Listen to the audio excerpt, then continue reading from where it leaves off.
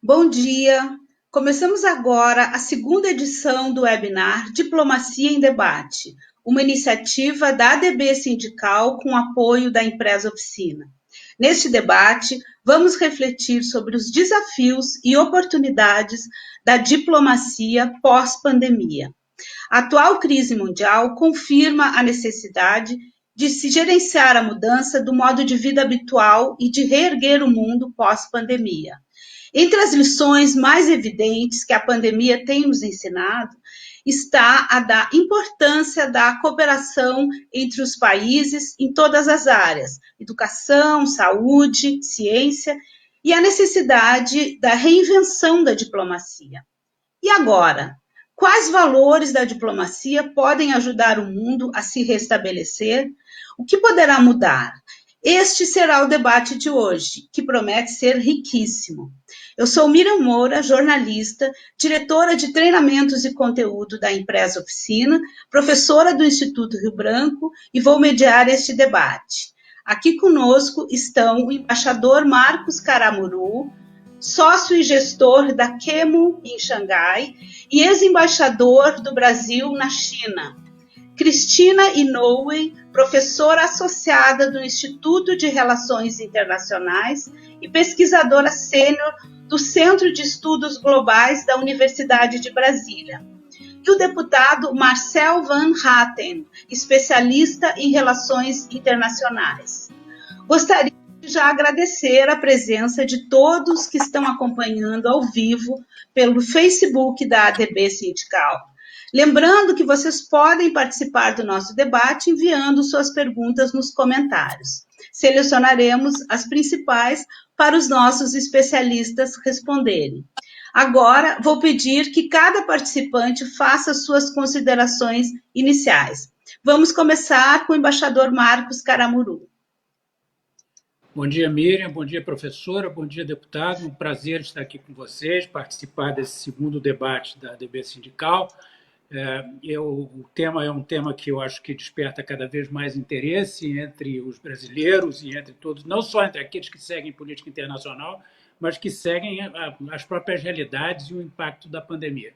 Com muito prazer estarei aqui respondendo a perguntas e fazendo os comentários que achar adequados. Obrigado. Professora?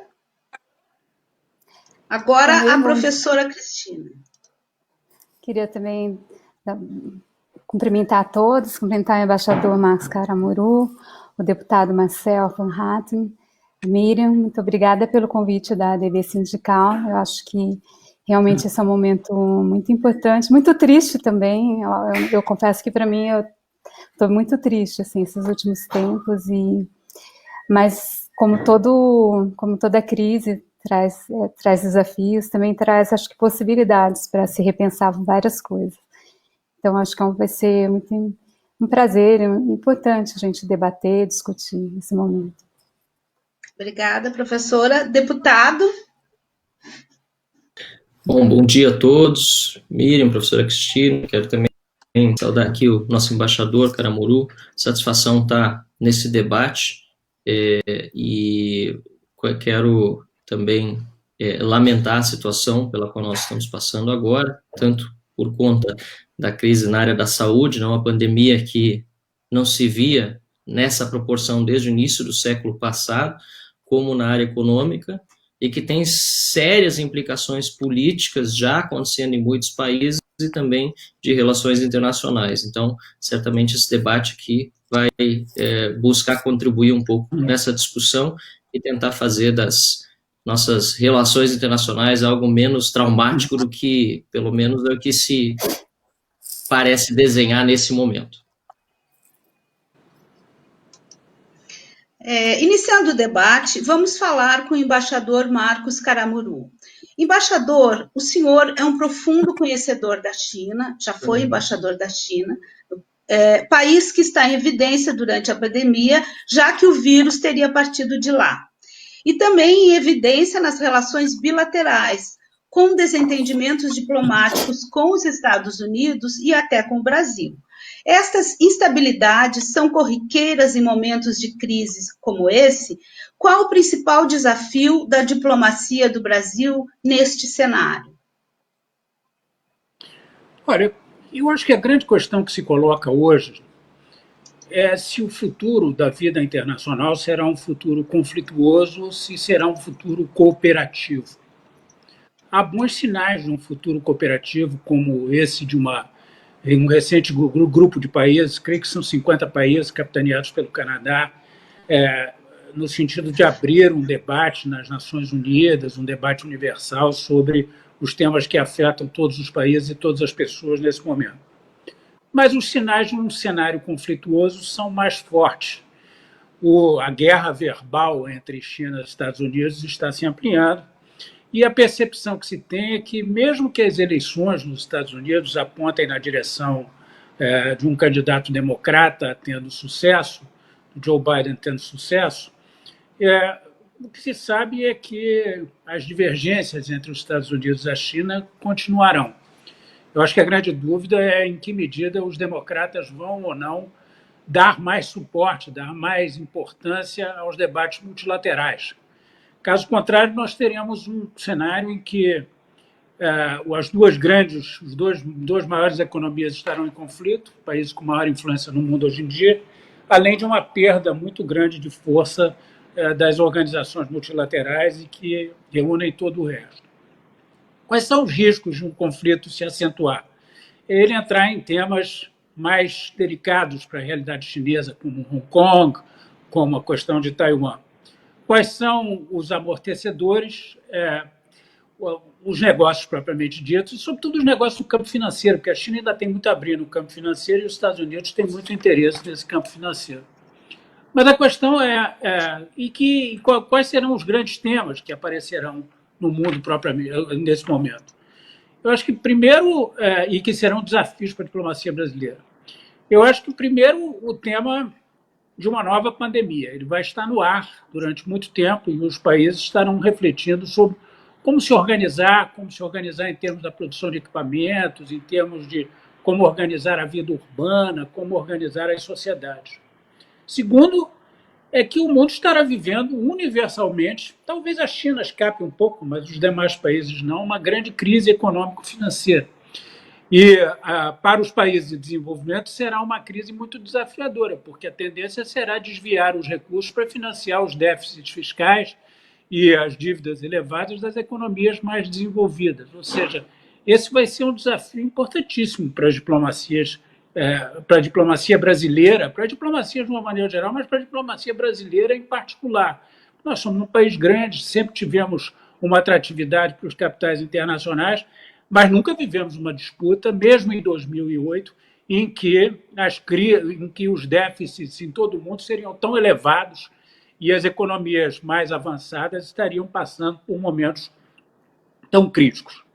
Eu acho que a terceira grande reflexão que se tem sobre o pós-pandemia é que no mundo vão se valorizar os temas que têm a ver com o bem-estar de todos, os temas que serão comuns a todos. Eu acho que a proteção do meio ambiente é um deles, a organização das cidades é outro, a questão do desenvolvimento, embora não seja comum a todos, mas será impossível não tratá-la, porque os países com menores condições, com condições financeiras mais precárias terão dificuldades ainda maiores do que países de renda média como o nosso. Então, o tema da cooperação e desenvolvimento vai estar aí presente. Os desafios da diplomacia serão, basicamente, na minha opinião, nessas três esferas. E o Brasil terá muito a contribuir, porque tem uma história de vida diplomática, de participação nos debates, e eu acho que terá muito a dizer, muito a contribuir na construção de um mundo mais cooperativo, mesmo num ambiente conturbado e conflituoso. Obrigada, embaixador. E agora eu gostaria de fazer uma pergunta para a professora Cristina. A senhora, que ensina e pesquisa relações internacionais, vê similaridades desta crise global com outros momentos históricos? Qual seria o papel da diplomacia brasileira respeitada por promover a paz no pós-pandemia? Tá certo, obrigada, Miriam. Então, Eu acho que, na verdade, é uma combinação de momentos, né? Eu acho que quando você fez essa pergunta, eu pensei, bom, a gente teve a pandemia, né, da gripe espanhola em 1918, com 50 milhões de mortos. A crise de 29 foi uma crise, na verdade, de excesso de oferta, né? Agora a gente vai ter um problema de demanda, tudo o que vai acontecer, né, essa combinação de crises, na verdade, né? Acho que a gente tem a crise econômica e a crise de saúde pública. Mas, olhando historicamente, os países, como é que os países conseguiram sair da crise de 29 e evitar também outras epidemias ou pandemias? Foi, no caso econômico, o New Deal, né? E no caso da pandemia, teve principalmente nos Estados Unidos, uma decisão de investir em saúde pública e de acabar com uma série de doenças infecciosas, contagiosas da época, né? Então, eu estava vendo alguns artigos sobre isso, então,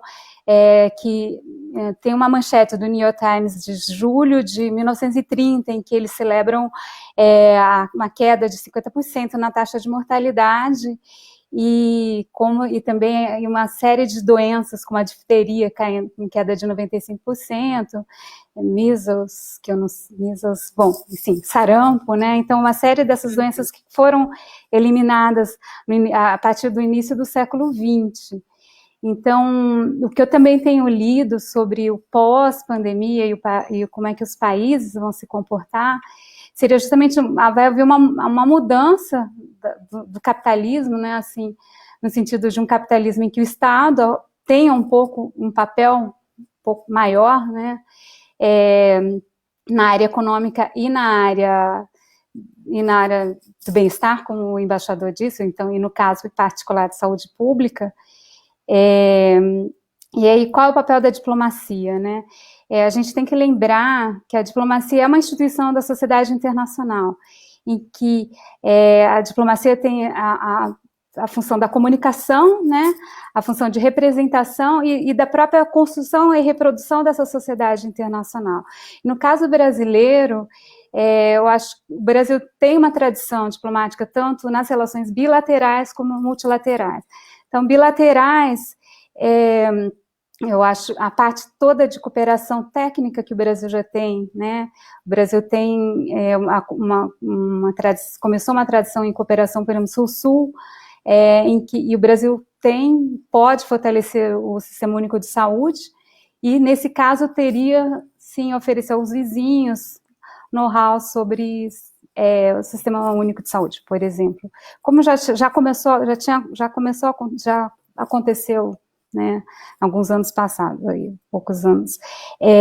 No caso de saúde global, a conformação de novas normas multilaterais de saúde pública, né, por exemplo, como evitar pandemias, quais são os procedimentos aceitáveis de cada país no caso de uma pandemia, porque o que aconteceu nessa pandemia é que cada um fez da forma que achava melhor, né, cada um abriu, fechou fronteira, fechou aeroporto, abriu aeroporto, e no caso não, se há um regime multilateral em que são estabelecidas as regras, os procedimentos claros em casos de pandemia, as ações são muito mais concertadas e isso cresce a confiança entre os atores, né? Então, a função dos regimes multilaterais é justamente essa, permitir troca de informação, permitir que os procedimentos sejam mais ou menos padrão, que haja as expectativas entre os atores internacionais sejam convergentes, cada um saiba o que cada um pode fazer e deve fazer naquele momento, então nenhum ator vai ser surpreendido. Isso aumenta a confiança entre os atores. Então, nesse caso, o Brasil tem uma tradição, né, de diplomacia multilateral de ajudar a conformar essas normas e regras novas. Obrigada, professora. Certamente uma evolução nos protocolos de governança, né? Agora, gostaríamos de fazer uma pergunta para o deputado Marcel. Quais devem ser, na sua opinião, os principais desafios do Legislativo para ajudar o país a atravessar a crise mundial? Olha, Miriam, essa pergunta é muito boa. A gente está lidando com ela no nosso dia a dia aqui na Câmara dos Deputados agora, né? E eu divido em dois tipos de medidas de curto prazo e medidas que não são nem de longo prazo, são de médio prazo, mas que já deveriam estar sendo tomados, né, no início desse ano, que envolve uma série de reformas que o Brasil precisa. Então, quais são as de curto prazo? As medidas de curto prazo são aquelas necessárias numa situação que o país atravessa por uma pandemia que é similar a uma situação de guerra, né? Liberal, é claro que a gente defende que o mercado ele tem as suas formas de reagir às crises que são constantes, né, na economia e na sociedade, mas um momento de tão forte como uma pandemia ou uma guerra fazendo com que se inviabilize o mercado. Não é à toa, né, que as pessoas estão paradas, independentemente dos pedidos de governos ou mesmo de imposições que às vezes ultrapassam o limite do aceitável, mas que estão acontecendo em estados, em municípios e também em muitos outros países, independentemente da ordem governamental, as pessoas têm naturalmente medo de um vírus que ainda é desconhecido, não há vacina contra ele, os tratamentos também não há comprovação de eficácia, né? Então é natural que as pessoas tenham muito receio e o mercado acabe não funcionando apropriadamente. Por isso mesmo é preciso um resgate das pessoas em situação de vulnerabilidade social. Muita gente perdendo o seu emprego, muita gente que estava na informalidade sem poder vender os seus produtos. Enfim, é preciso, portanto, que o Estado socorra essas pessoas, ainda mais um Estado que requer muito em impostos, no caso brasileiro, e que assim também diminui a capacidade individual de exercício da caridade dos cidadãos. Porque a primeira saída, obviamente, de novo, como liberal, é sempre buscar que haja caridade entre os próprios cidadãos e que uma rede de trabalho voluntário possa ajudar os demais a se socorrerem nesse momento. É claro que também há muitas iniciativas nesse sentido na sociedade, e eu gosto sempre de saudá-las, né? Muita gente boa fazendo a sua parte, recolhendo doações, ajudando necessitados. Não é possível, repito, num país em que há tantos impostos sendo recolhidos sem o Estado, não é possível que o Estado também não haja nisso, por isso estamos aprovando uma série de medidas de curto prazo. Agora, o país, para poder sair dessa pandemia mais rapidamente, inclusive ter condições maiores de competitividade internacional, vai precisar focar ainda mais nas reformas do que já vinha focando antes, né? O governo Bolsonaro fala muito, enviou uma reforma da Previdência que foi aprovada, mas fala também em reformas tributária e administrativa que agora não foram protocoladas na Câmara. A proposta de reforma tributária que tramita aqui é de deputados e senadores, né? Há duas propostas que foram juntadas numa comissão e a reforma administrativa que era para ter vindo já em novembro, dezembro passado, até agora não chegou. Isso preocupa, porque se discutirmos essas reformas com ainda mais afinco, nós não vamos recuperar o país com o ganho de produtividade que é necessário e com a redução da máquina pública com meritocracia de outro lado. E o ganho de produtividade só se consegue com redução de burocracia, simplificação tributária, né, até antes do que redução tributária por não ser possível imediatamente pelo tamanho da máquina pública. Claro, também investimentos em educação que signifiquem valorização do mérito e valorização, de fato, daqueles exemplos, né, na área pública e privada de educação que realmente dão certo. E, de outro lado, é preciso reduzir a máquina pública, e aí o Brasil tem muito a fazer pela frente. Poderia começar já nesse período de pandemia, né? Nós propusemos algumas reduções salariais para quem recebe mais no serviço público, sem atingir aqueles que menos recebem. Infelizmente, não andou aqui na Câmara, mas pelo menos vetado pelo presidente, né, qualquer possibilidade de aumento no salário do funcionalismo público, que já tem estabilidade, né, até o final do ano que vem, no momento em que muita gente está perdendo emprego. Então, a gente precisa conter despesa, precisa reduzir a máquina pública, fazer a reforma administrativa de um lado e a reforma tributária do outro. Muito obrigada, deputado. Em breve abriremos para perguntas do público. Enquanto isso, tenho mais uma pergunta para a professora Cristina. Professora, como acadêmica, quais são as oportunidades que a crise da pandemia está trazendo para o mundo? O que deve mudar nas relações entre os países? Tá. Bom, primeiramente, eu comentei, né, que eu estava discutindo sobre uma conferência que estamos organizando, acho que uma conferência virtual em setembro, e usaram a palavra oportunidade, né? E eu lembro que uma das coisas que eu pensei assim, que a palavra oportunidade está um pouco assim desgastada, ainda mais nesse contexto, né? Então eu penso mais assim, quais são as possibilidades, né? Como é que a gente pensa em possibilidades nesse cenário, né? E quais são, então, dentro desse cenário, acho que o embaixador falou, né? Acho que o que tudo indica é que a gente vai para um cenário mais conflituoso, né?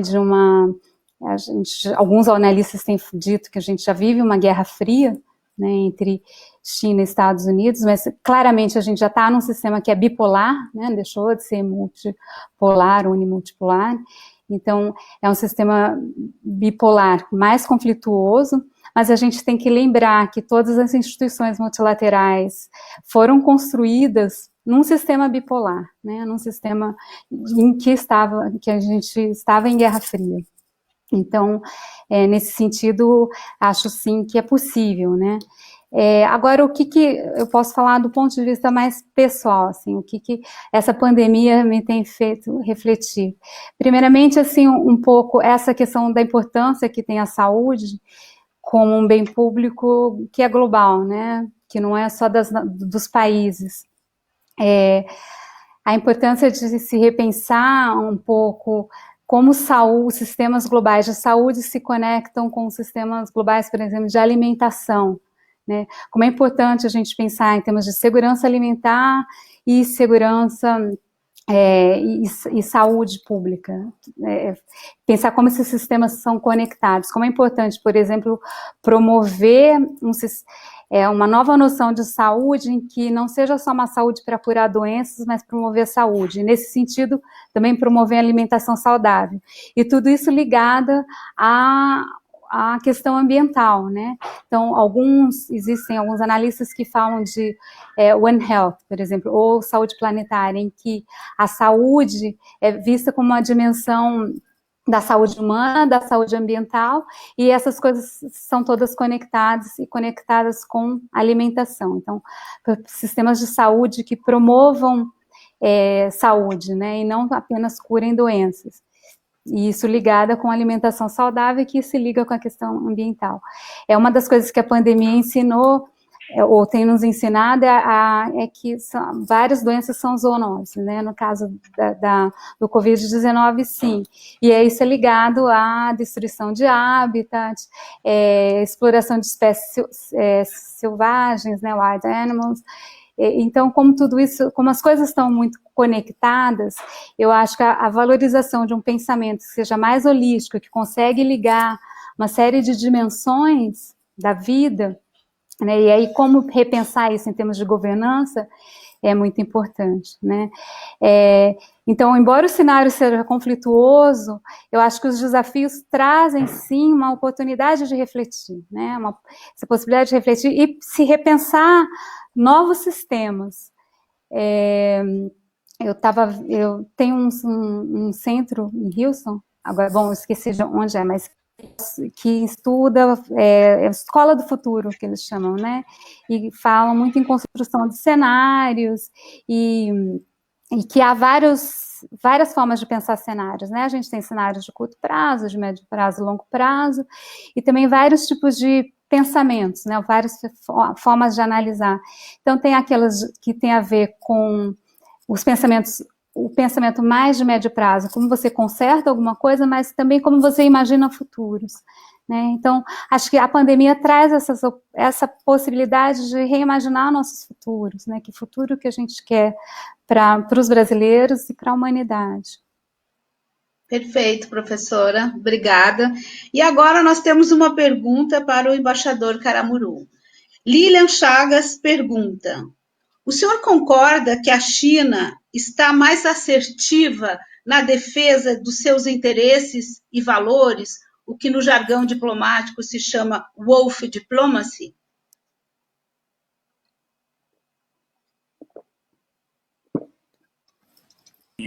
Nesse momento, ela se sente vulnerável diante de um conjunto de críticas que existem nos Estados Unidos, primordialmente, mas em outros países, sobre a sua atuação. Eu acho que a resposta dela, primeiro, vem com um esforço extraordinário de soft diplomacy, né?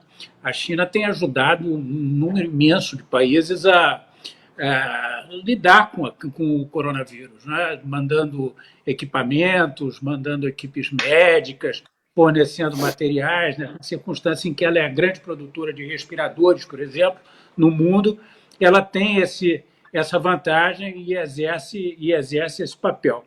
E eu acho que isso vai contribuirá para, digamos, adoçar a imagem chinesa no mundo. Mas eu acho que, por outro lado, haverá sempre uma percepção de que os confrontos entre a China e os Estados Unidos, sobretudo, serão mais fortes. E a China precisa projetar a imagem de um país que tem musculatura suficiente para enfrentá-los, e os confrontos serão sobre uma série de temas, mas, sobretudo, sobre o tema da tecnologia e o espaço que a China vai ocupar no desenvolvimento tecnológico no resto do mundo.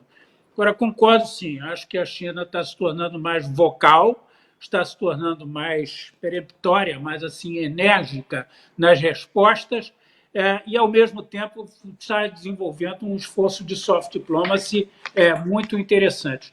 O meio termo entre essas duas vertentes é que vai definir com mais clareza qual vai ser o futuro da participação chinesa no mundo internacional. Obrigada, embaixador. E agora uma pergunta para o deputado. O senhor, quais as possíveis oportunidades que o senhor vislumbra no Legislativo para efetivamente auxiliar no trabalho da diplomacia brasileira no cenário pós-pandemia? Olha, acho que a Câmara dos Deputados ela precisa até fortalecer o seu papel de debate na Comissão de Relações Exteriores, né, e de Defesa Nacional, que eu integro aqui, inclusive. O Senado ele tem um papel preponderante, até porque é lá que são feitas as sabatinas de embaixadores e o papel do Senado nas relações internacionais para o Brasil, ele está mais presente, né? Mas aqui na Câmara nós também temos uma série de textos, de legislações, de tratados, enfim, que passam pela nossa Comissão de Relações Exteriores, audiências públicas, debates. Eu acredito que uma grande parte do nosso esforço como nação no pós-pandemia vai também ser reposicionar o Brasil num cenário em que organizações internacionais também estão sendo, algumas, né, com possibilidade de criação. A gente viu aí o presidente Donald Trump dos Estados Unidos falando na criação de um G10 ou de um G11, né, sem a participação do Brasil a princípio, ainda é tudo muito vago, mas obviamente que nós, como representantes da população brasileira que somos, né, o parlamento brasileiro, temos um papel importante em dar amparo à nossa diplomacia também em qualquer pleito que signifique estar junto em grupos que discutam os rumos internacionais, né, figurando entre as nações mais poderosas, e o Brasil realmente é uma das nações mais ricas do mundo se nós nos tratarmos, se tratarmos das 10, 11 nações, não per capita, mas obviamente no PIB. E outro papel importante, como eu dizia, né, rediscutir os papéis das organizações, até porque a OMS, acredito eu, vai passar por uma profunda reformulação após essa pandemia, né? Ela já não conta com a presença dos Estados Unidos faz alguns dias, uma carta muito dura enviada pelo presidente Donald Trump à OMS, que até agora, pelo menos não é do meu conhecimento, não obteve uma resposta ponto a ponto às críticas feitas pelo presidente dos Estados Unidos, e isso obviamente vai levar a uma rediscussão do papel desta também organização internacional. Para concluir, eu diria que também a paradiplomacia tem nesse momento de crise e discussão sobre a melhor forma de se tratar uma pandemia, né? Foi bem lembrado aqui que ainda, né, muitas nações agiram, foi a professora Cristina que disse, né, de forma distinta, porque não havia ainda um roadmap, e certamente esse roadmap ainda vai ter que ser criado, passada essa pandemia, e talvez sequer servirá para outra pandemia ou para outra situação semelhante, nós não sabemos, mas o fato é que a gente está acostumado, principalmente nas relações internacionais, a comparar maçãs com bananas, né? Países são muito diferentes, tem países muito pequenos e tem países muito grandes. A gente compara a Coreia do Sul com o Brasil, às vezes a gente compara uma banana com uma macieira inteira, né? Então, eu acredito que as soluções locais, né, como determinados estados do Brasil, ou estados, províncias, regiões de outros países foram lidar com essa pandemia, vão adquirir uma relevância futuramente no cenário internacional, se bem explorados, para demonstrar que realmente muitas das soluções que se buscam para problemas ditos nacionais, às vezes têm um impacto local muito positivo quando bem coordenadas, né? Então, acho que tem um espaço bom aí para a paradiplomacia também exercer um papel de relevo passada essa pandemia. Perfeito, obrigada, deputado. Sem dúvida, não só o Legislativo, mas todas as instituições terão muito trabalho depois da pandemia. E as perguntas continuam chegando, e agora nós temos uma pergunta para a professora Cristina. Marina Bartolo pergunta: o que deve mudar no ensino das relações internacionais no pós-pandemia? Essa é uma boa pergunta. Boa pergunta. Eu acho que tem duas coisas, assim, que tem a pandemia, né, o que tem nos ensinado, o desafio que tem nos colocado é como ensinar num contexto de pandemia, assim, e eu acho que isso tem nos trazido um pouco como é que as novas tecnologias podem ser ferramentas de ensino, né? Então isso pode ser, algumas dessas ferramentas que a gente passou a usar, está usando, podem ser novas ferramentas para o ensino de modo geral e das relações internacionais, né? E do ponto de vista de conteúdo, o que deve mudar, assim, eu posso falar por mim, né? No meu caso, eu acho que essa ênfase em como sistemas são interligados, né? Como eu falei, como a questão ambiental é interligada com a questão da saúde, que é interligada com a questão dos sistemas alimentares, e isso ligado à economia global, por exemplo, né? Cadeias de valor e tudo mais, né? Acho que a pandemia nos leva a pensar nessas interconexões todas, né? E o papel nas relações internacionais, assim, como refletir sobre quais as normas, quais as regras, ou como essas organizações internacionais que serão reformadas, no caso da OMS, ou novas podem ser criadas, ou a OPAS, no caso regional, né, a Missão Pan-Americana de Saúde, pensar um pouco nessa reformulação, né, nessa reconstrução dessas organizações, por exemplo, que tipos de regras podem ser importantes, ou como você pensa, né, princípios, normas, regras e procedimentos, que é a definição de regimes internacionais multilaterais, como é que cada uma dessas dimensões no regime podem ser repensadas, né?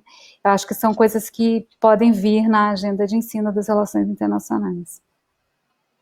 Obrigada, professora. E agora uma pergunta para o embaixador Karamuru, eu diria uma pergunta desafiadora, embaixador. Na sua opinião, existe alguma chance de as divergências entre Estados Unidos e China se elevarem a uma guerra real? Não acredito que elas se elevem a uma guerra real. Eu acredito que possa se criar um conflito em que o diálogo seja muito prejudicado, mas eu não acredito que levem a uma guerra real. Em primeiro lugar, porque eu acho que a importância dos negócios não pode ser subestimada, não é? E a China ainda tem muito a oferecer em termos de oportunidade para os negócios americanos. Eu acho, em particular, tem a oferecer na área financeira.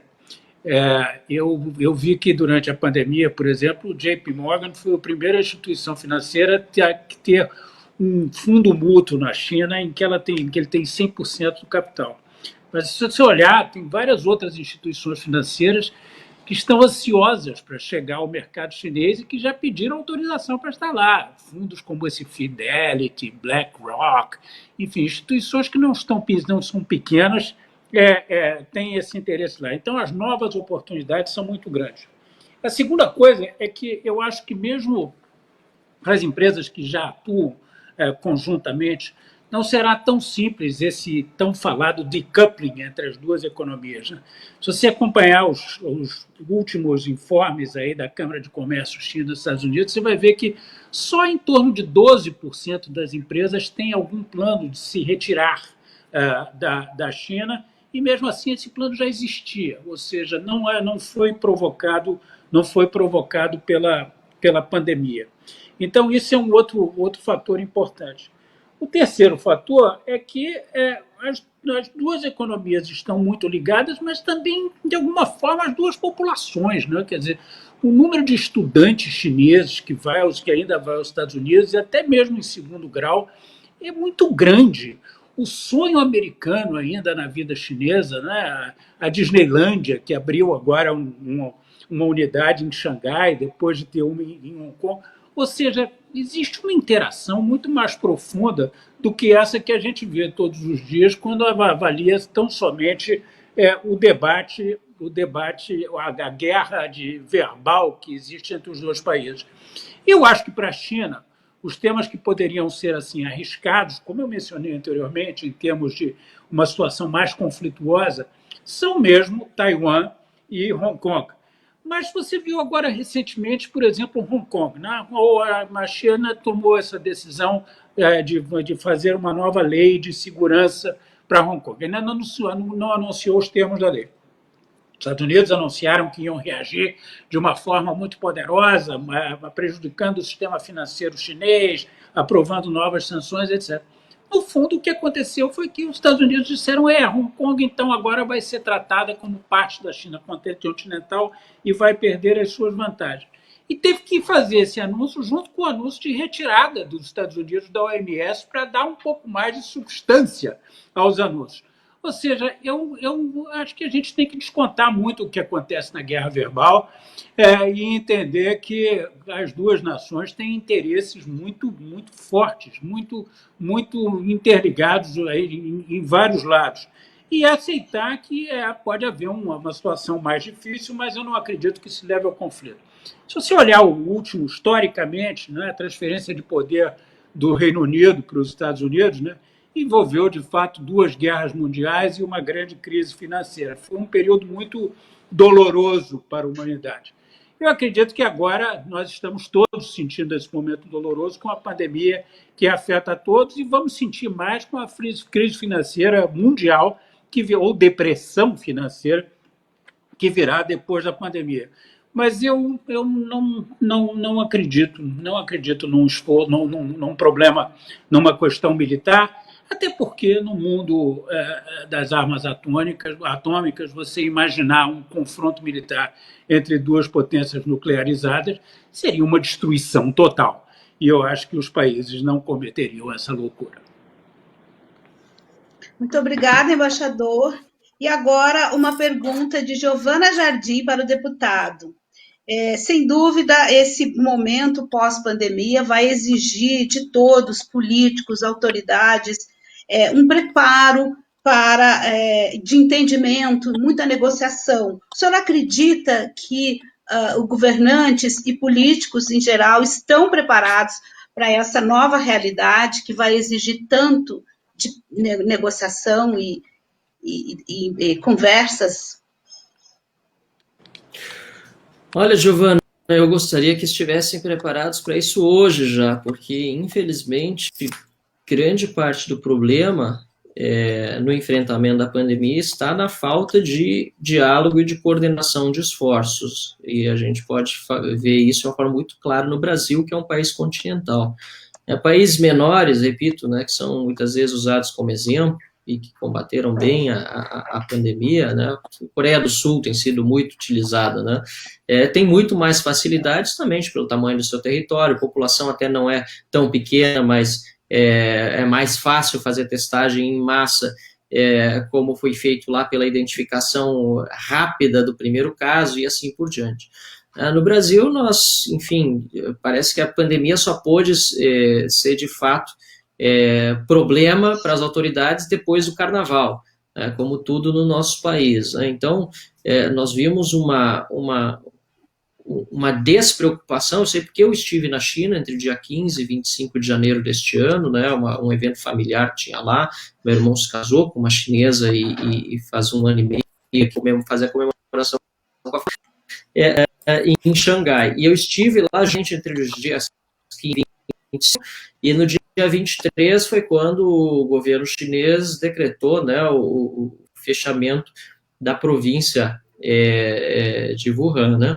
E lá a atitude realmente, apesar de tudo que aconteceu na China antes, né, de demora de levar adiante para a OMS os dados que eram necessários, comunidade internacional, quando uma vez foi tomada uma decisão, ela foi à risca. E os Estados Unidos, logo depois, também fecharam suas fronteiras na China, nos 10 dias anteriores, ou 14, se não me engano, a decretação dos Estados Unidos de fechamento de fronteiras poderia entrar. E no Brasil, pessoas continuavam vindo nos meses de fevereiro, março, até o final de março, né, de regiões em que estava deflagrada já a pandemia, norte da Itália, enfim, sem nenhum tipo de controle na entrada, né? Então, faltou coordenação das autoridades, tanto na área da saúde no Brasil, eu digo as maiores autoridades, a despeito do esforço daqueles que estão lá na base fazendo seu trabalho, e muitas vezes até implorando para que as autoridades vejam o que está acontecendo no mundo todo, uma falta de coordenação dentro do Poder Executivo, né, que também acabou levando a 2 demissões, né, de ministro da Saúde nesse meio tempo, independentemente do mérito das demissões, é algo que é muito negativo, né, para um período de pandemia, isso só de ministros na área da saúde, uma falta de entendimento entre os diferentes poderes, né, executivo, legislativo, judiciário, todos eles com os seus papéis que precisam ser preservados, e por fim, talvez mais grave de tudo, né, uma falta de entendimento entre os entes federativos, estados, municípios e União, ou poder executivo da federal. E muito em virtude de interesses eleitorais, né, visando as eleições deste ano, eleições presidenciais e de governadores daqui a 2 anos. Então, isso tudo é muito, muito negativo para a imagem do Brasil, inclusive internacional. A gente vê que o Brasil é um dos poucos países em que a liderança, né, nacional do presidente da República perdeu em popularidade durante o período da crise. Muitos outros países, as lideranças conseguiram por enfrentar diferentemente essa questão, e não entro de novo nem no mérito, falo mais realmente da capacidade de convencimento e de coordenação de esforços, e tudo que a gente está vivendo nessa pandemia, eu espero que seja também de aprendizado, que não se repita quando sairmos dela. Então, Giovana, o que nós estamos aprendendo em grande parte, né, é de como não fazer no embate a uma situação tão séria. E eu espero que agora a situação possa amainar. Já tenho dito isso faz algumas semanas, né, há meses até desde o início, que é com serenidade e responsabilidade que se enfrenta essa crise. Agora, pelo que a gente está vendo agora com antifas também de um lado, terroristas indo para as ruas, a situação no Brasil, infelizmente, está piorando nesse aspecto em vez de melhorar.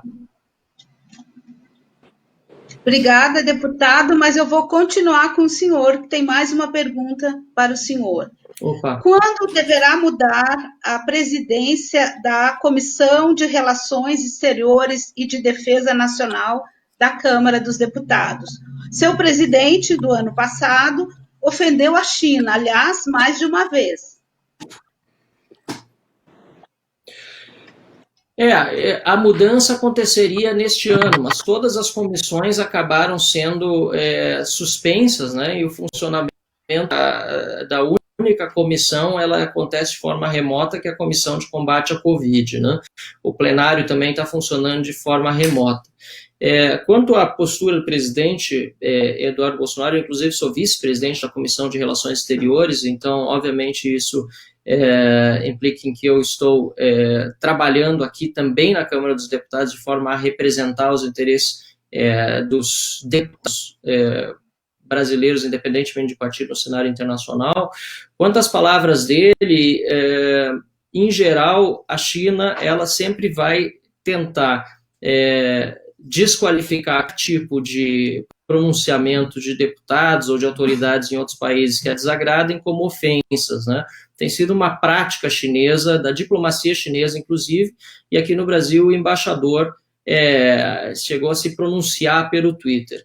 De novo, não vou entrar no mérito da questão, até acho que não era momento pela figura de frente da Comissão de Relações Exteriores, mas como deputado, eu mesmo tenho duras críticas a muitas posturas da China nesse período de combate, né, à pandemia, em virtude de tudo que significou no atraso, né, para o recebimento de informações vitais para combatê-la. Então, deputados têm imunidade parlamentar sobre opiniões, palavras e votos, né? E até eu lamentei, não em público, mas aqui eu aproveito para registrar isso, que o presidente Rodrigo Maia, à época, tivesse defendido o embaixador chinês em vez de defender a idade de um parlamentar, qualquer que seja, né? De expressar a sua opinião. Na diplomacia é diferente. Na diplomacia nós temos um modo de pronunciar e de agir diferente.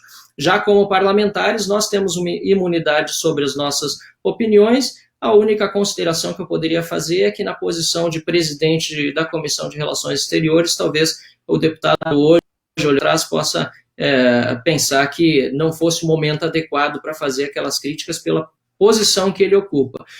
Mas no mérito, né, ressalvados eventuais exageros, no mérito eu mesmo tenho me pronunciado muito contrariamente a uma série de atitudes, mas também entendo que a China, como disse o embaixador Karamuru, tem tido um papel fundamental de ajudar o Brasil com respiradores e em outros aspectos. Mas nós não podemos interpretar isso como eventual compra de apoio ou apenas uma demonstração de soft power e fechar os olhos àquilo que acontece num aspecto mais profundo, né, das relações da China com o resto do mundo e que são bastante preocupantes. Obrigada, deputado. E agora, uma pergunta para o embaixador Karamuru. Já vou pedir, infelizmente, o nosso tempo já se encaminha perto do final. Para ser breve, embaixador, o Alexandre Gico pergunta se já é possível se vislumbrar a existência de planos de cooperação internacional econômica pós-pandemia. Não. Eu acho que a cooperação, eu acho que a realidade econômica internacional será uma realidade duríssima. E eu acho que ela vai ser marcada pela competição mais do que pela cooperação.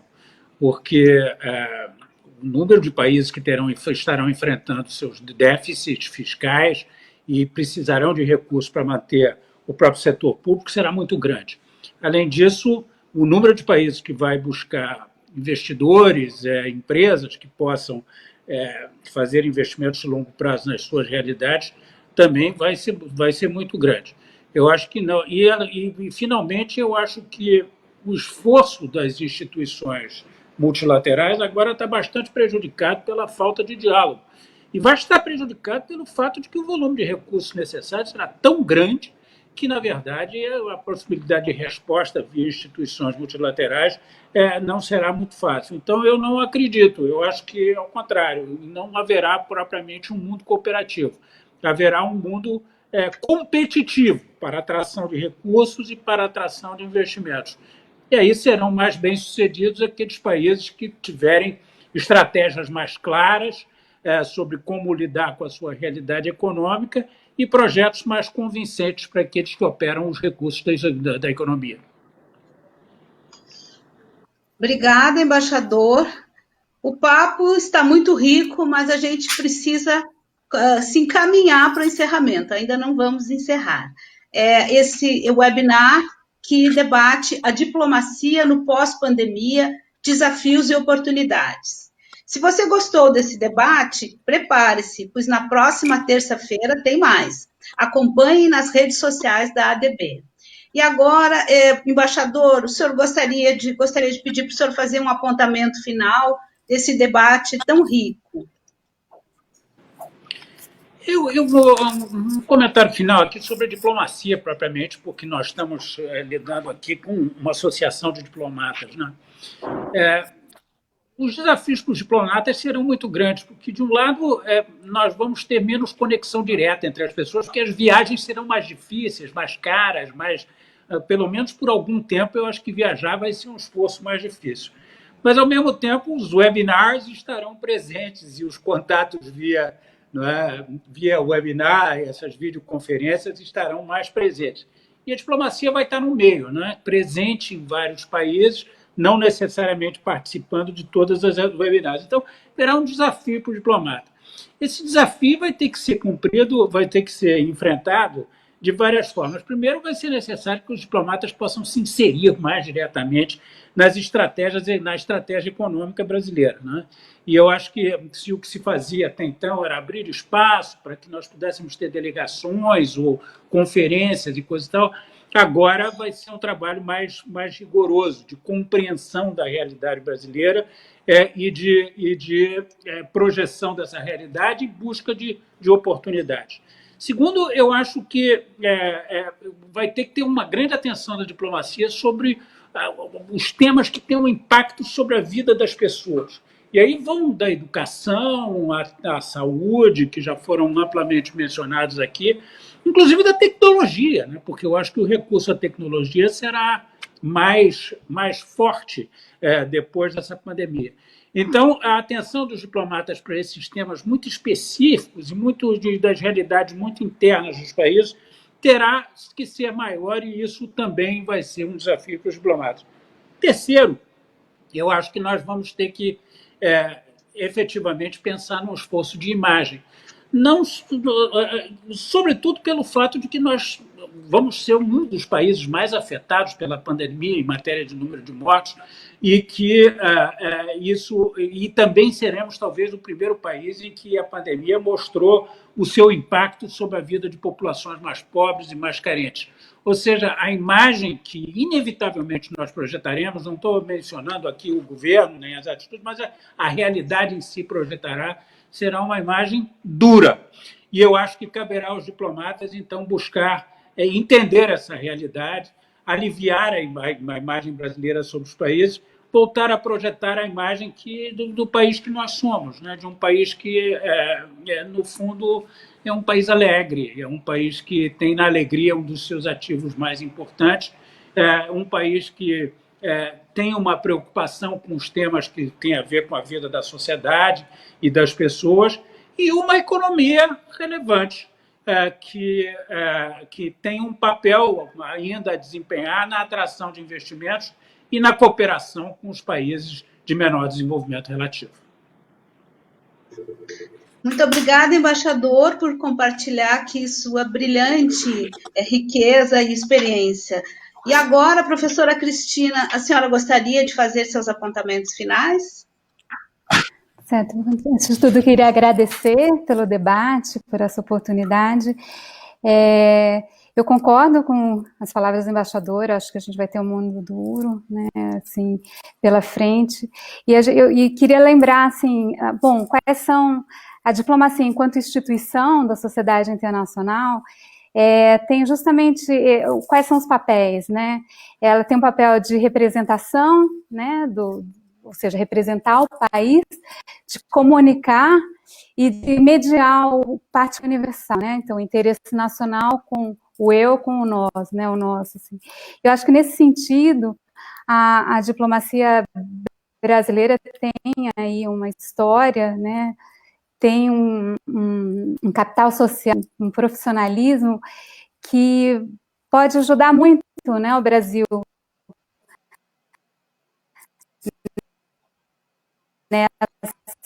nesse cenário tão difícil. Acho que essa questão, né, de a inserção econômica no Brasil, e embora haja mais competição, como o embaixador colocou, é importante pensar que a cooperação, no sentido mais de ter regras comuns, ter normas comuns, coordenação política, é um outro sentido da cooperação, né? E nesse sentido, sim, eu acho que a diplomacia, né? A palavra diplomacia tem essa raiz grega de diploma, né? E troca de documento, né? E tornar comum entendimentos. Então, nesse sentido, eu acho que a diplomacia brasileira pode atuar nessa formação desses entendimentos comuns sobre o mundo, né? Tanto sobre economia, mas também saúde, e como eu falei, saúde pública global, muito importante. Então, e o Brasil, eu não gosto, para mim, como eu falei, eu estou muito triste por tudo que está acontecendo, até difícil de pensar nessa imagem alegre, né, do país, mas eu acho que o Brasil tem essa capacidade de, como diz, dar a volta por cima, né, a nossa música diz, a gente tem o desesperar jamais, então, nesse momento, acho que eu procuro pensar, às vezes eu lembro dessa música, desesperar jamais, e ir para frente, né, e pensar que a gente tem também essa capacidade de se reconstruir. Então, é isso. Muito obrigada, professora Cristina, por suas avaliações. E agora, a deputado pediria para o senhor fazer suas considerações brevemente. Com certeza. Mais uma vez, Miriam, muito obrigado pelo convite para participar. Aprendi muito com os debatedores, altíssimo nível, embaixador Caramuru, professora Cristina, satisfação mesmo participar de um webinar da Associação de Diplomatas Brasileiros, porque eu mesmo já acalentei o sonho de ingressar na carreira diplomática lá atrás, mas acabei muito cedo enveredando para a política, e o máximo de diplomacia que eu exerço é tentar agregar na política em vez de espalhar. Então, eu estou muito satisfeito com a participação aqui. Esse é um momento muito difícil realmente para a nossa nação, para o mundo todo. Espero que a gente consiga enfrentar com serenidade, com responsabilidade e também com solidariedade, porque é o que nós, como cidadãos, fazer por aqueles que estão passando por dificuldades nesse momento.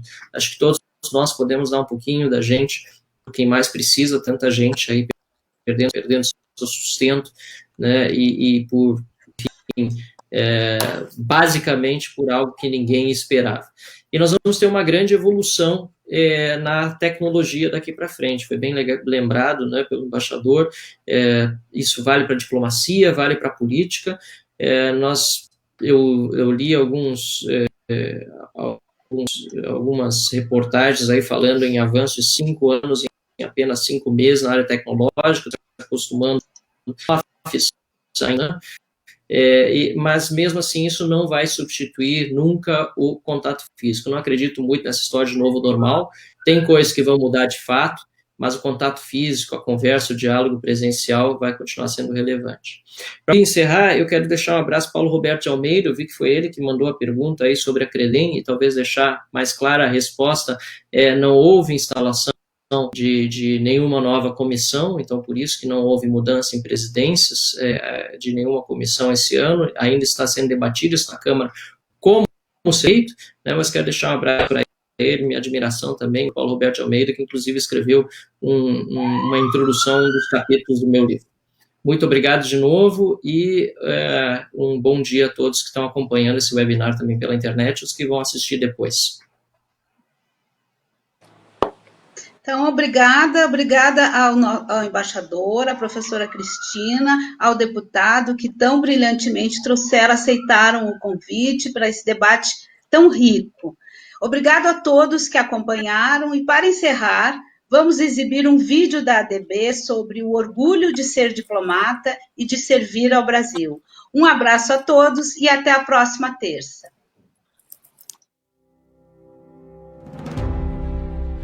Você ouviu a sua vocação e se preparou, se superou. Aprendeu que diplomacia se faz com amor, com patriotismo, com coragem. Diplomacia se faz dia a dia, com dedicação, estudo, com compreensão e argumentos, com um trabalho árduo, com diplomatas. Ser diplomata não é só ser profissional, ser um servidor público. Ser diplomata é uma missão, uma vocação. Você ajuda a levar o país adiante. Você leva o Brasil com você. Secretários, conselheiros, ministros, embaixadores, mulheres e homens, na ativa ou aposentados, diversos. Você é diplomata, você é brasileiro e queremos representá-los. Em 2020, vamos contar a nossa história e construir os nossos caminhos unidos. ADB, representando quem representa o Brasil no exterior.